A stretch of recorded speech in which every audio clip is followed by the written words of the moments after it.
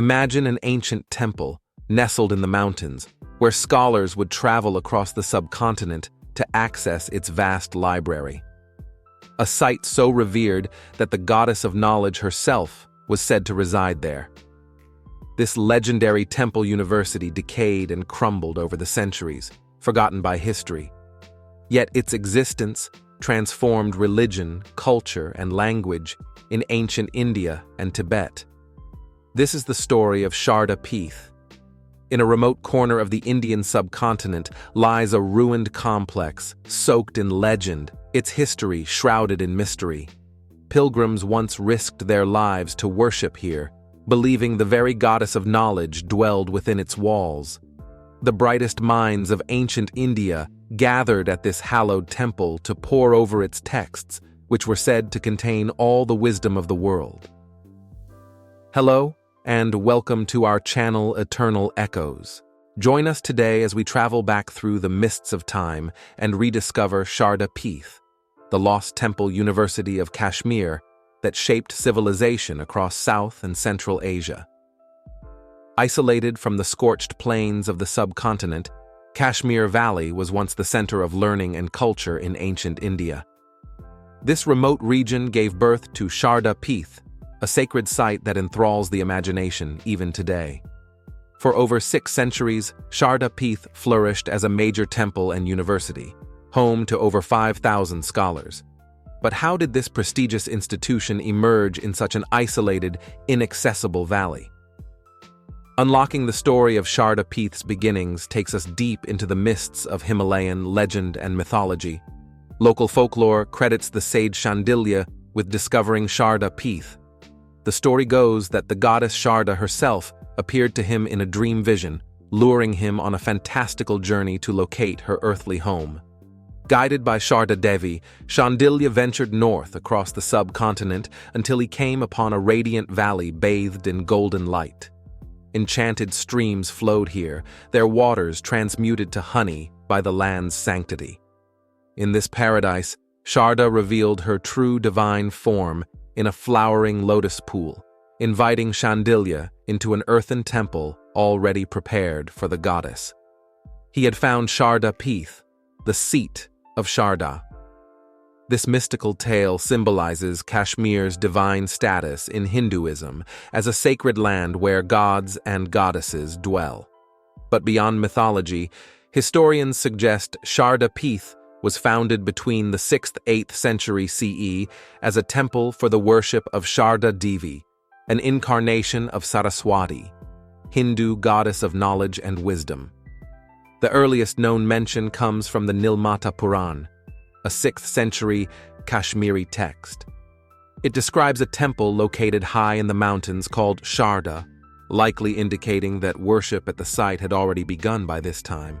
Over the coming century, Sharda Peeth grew into a highly revered temple and center of learning, attracting scholars from across northern India. Its early growth likely patronized by the great Karkota dynasty of Kashmir, who ruled the valley from the 7th–9th century CE and promoted a cultural renaissance in the region. While historical evidence confirms Sharda Peeth's religious status by the 8th century, its full origins may extend even deeper into antiquity, shrouded by the mists of time and legend. By the 8th century CE, Sharda Peeth had grown from a remote mountain shrine into one of India's most preeminent temple universities. For over 500 years, it thrived as a major knowledge hub and center of Sanskrit learning, home to over 5,000 Gurukul scholars. Sharda Peeth's breathtaking natural setting only added to its mystique. Nestled deep in the Himalayas, this prestigious institution lay encircled by snow-covered peaks. Its rarefied mountain air and icy streams were believed to have an enchanting effect on those who studied there, empowering learning and contemplation. But what exactly made this lost temple university so influential for over half a millennium in Indian history? Sharda Peeth's rise stemmed from 2 major strengths that attracted students and scholars from across South Asia. First, its spectacular library, famed across the subcontinent for housing ancient texts on every conceivable subject. And second, its unbroken lineage of master scholars, forming India's longest-running school of learning, which shaped the direction of philosophy, astronomy, art, and literature across northern India. So extensive was this unique repository of books that the library came to be known as the abode of all human knowledge and disciplines. Ancient chronicles tell of manuscripts meticulously inscribed on birch bark, palm leaf, and handmade paper, each volume beautifully illustrated. A wide range of subjects were covered from Vedic scriptures, Sanskrit grammar and poetry through to astronomy, logic, fine arts, weaponry, surgery, and Ayurveda. The existence of books on niche fields indicates the sheer depth of Sharda Peeth's archives. Some texts were said to be so rare they were unavailable anywhere else in India. Little wonder scholars often endured months trekking across the country on foot to access this remote repository. The vast breadth of subjects taught also cemented Sharda Peeth's reputation as a multidisciplinary academy. From priestly classes in scripture and ritual to professional courses in law, statecraft, and medicine, this temple university catered to diverse needs, fostering an intellectually vibrant environment. This rich intermingling of texts and ideas powered innovation in the arts and sciences. Alongside preserving ancient wisdom, scholar monks actively advanced learning into new frontiers like astronomy, logic, and linguistics. Now, the extensive library relied on an unbroken chain of scholars across 800 years to impart knowledge and train new academics. This Gurukul Parampara system, central to Sharda Peeth's identity, ensured the seamless transmission of India's intellectual heritage from one generation to the next. Kashmir's cool climate and lush valleys lent itself to contemplation and scholastic pursuits. Seated under trees and temple cloisters, robed monks would hold discourse on lofty philosophical themes as disciples eagerly soaked up their wisdom.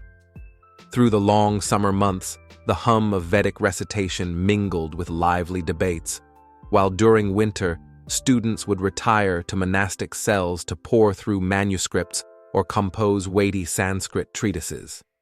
This vibrant ecosystem powered a golden age of arts and culture in Kashmir between the 8th–12th century. From Sharda Peeth emerged outstanding luminaries like Anandavardhana, founder of the Dvani school of poetics, and Manka, the celebrated artist behind Kashmir's stunning Buddhist frescoes. Through the ages, Sharda Peeth stood as the crowning glory of Kashmiri civilization, a books temple where goddess Saraswati herself was believed to dwell and disseminate wisdom to mankind. Beyond preserving India's priceless literary heritage, this ancient library may also unlock startling clues to the deep cultural connections between India and Tibet. From the 8th century onwards, Kashmir emerged as the main center for translating Indian Buddhist texts into Tibetan.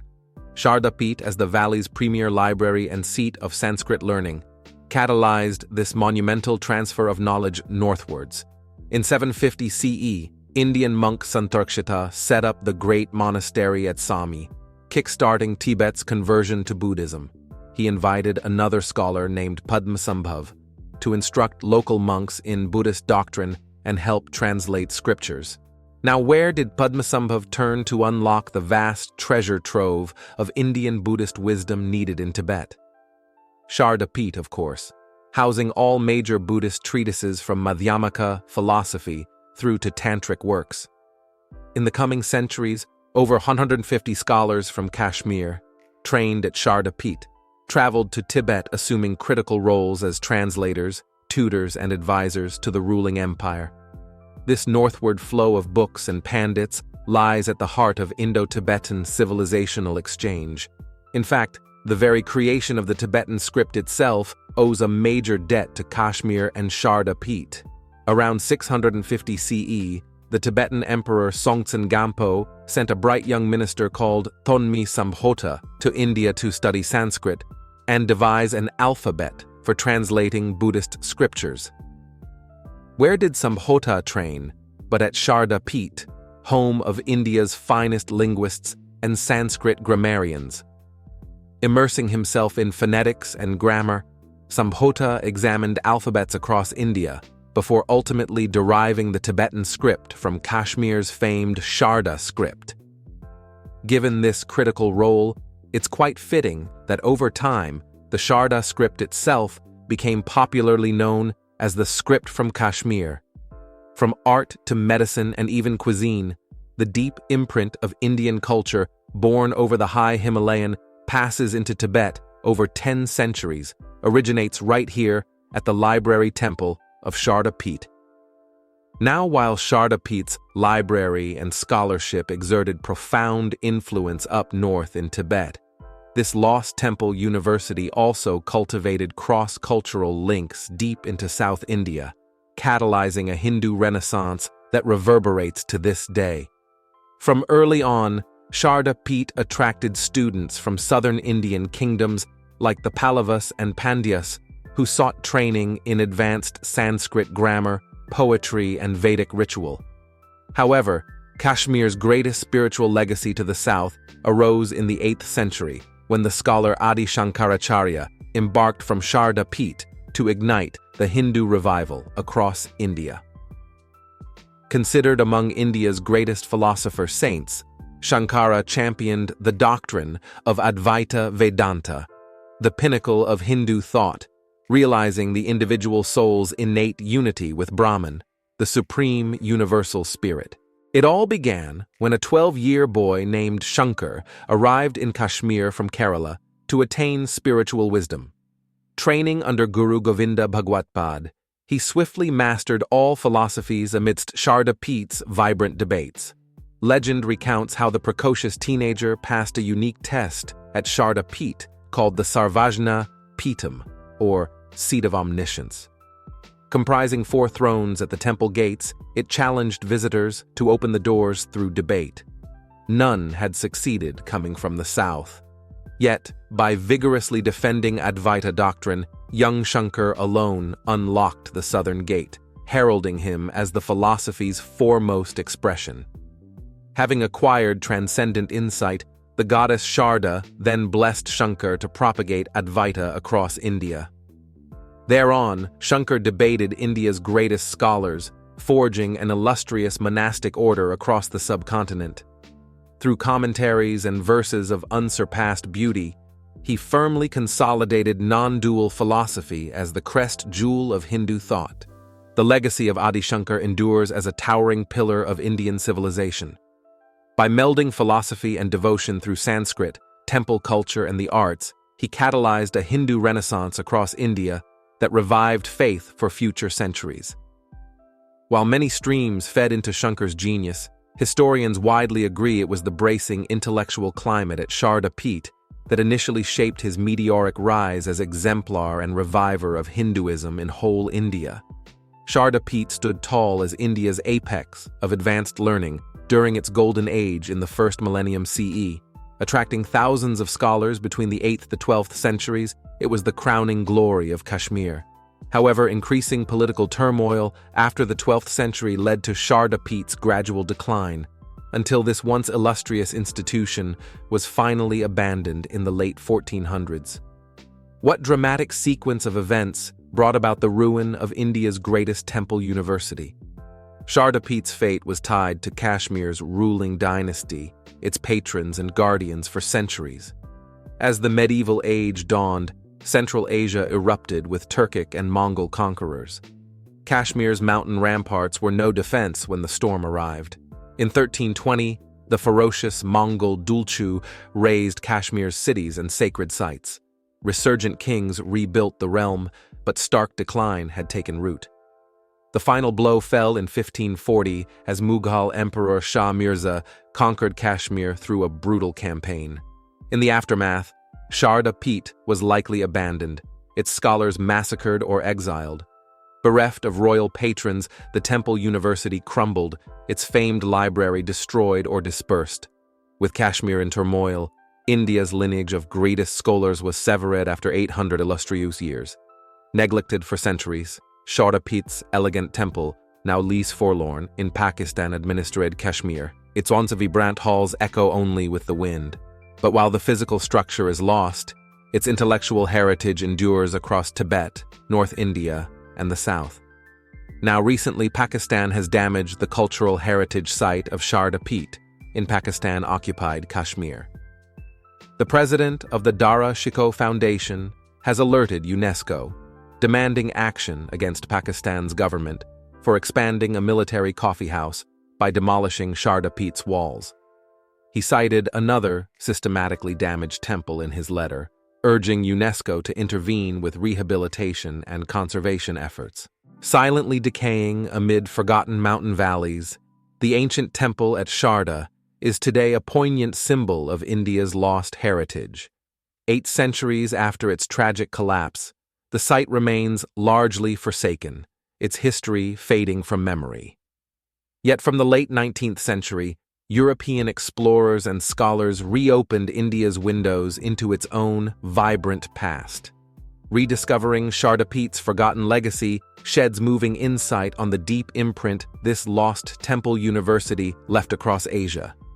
In 1892, the intrepid Hungarian archaeologist Alexander Soma de Corus became the first modern researcher to visit Sharda Peeth while compiling an ethnic history of Tibetans. Braving high mountain passes enveloped in snow, Soma confirms Sharda or Sarda was famed across Tibet as an important Hindu pilgrimage center and seat of Sanskrit learning. But finding just isolated ruins, he suggests the temple was already destroyed by the 1500s. Barely a year later, the acclaimed British explorer Aurel Stein reached Sharda, leaving us the first photographic evidence of the site. His rare images clearly show the twin temple towers still dominating the horizon. Yet by 1937, when the next European team visited, Sharda had been badly damaged by Kashmir's devastating earthquake. The iconic spires seen by Stein had entirely collapsed, leaving just the ruined plinths.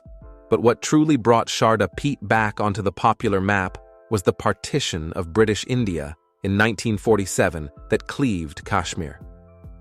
While the temple lay abandoned in Pakistan, the fleeing Kashmiri Pandits revived emotional bonds with lost Sharda through poetry and faith. In the 1980s, images of the ruined complex created a surge of awareness. Since then, Sharda has risen as a symbol of India's displaced heritage, now catalyzing efforts at cultural reconnection with Kashmiris divided by borders. Today, Sharda Peeth's physical structures may be long gone, yet its transcendent legacy persists, echoes of its wisdom, art, and scholarship still resounding across the high Himalayas, into Tibet and the plains of Aryavarta beyond. As a new awakening dawns across South Asia, the time is ripe to rediscover ancient links severed by history. The light ignited centuries ago by sages at this very temple university still illuminates pathways to reconciliation and renewal of our shared civilizational heritage. Central government has planned to open the ancient Sharda Peeth corridor for devotees. The new Sharda Peeth corridor will be based on the blueprint of Kartarpur corridor in Punjab. Sharda Peeth is one of the 3 holiest sites of pilgrimage for Kashmiri Pandit, alongside Martin Sun Temple, Amarnath Temple. Thank you for joining us today on this journey of discovery and exploring Sharda Peeth, the lost temple university of Kashmir that shaped Asia's destiny. Do check the video description for references, and if you enjoyed this video, leave a thumbs up and consider subscribing for more insightful content.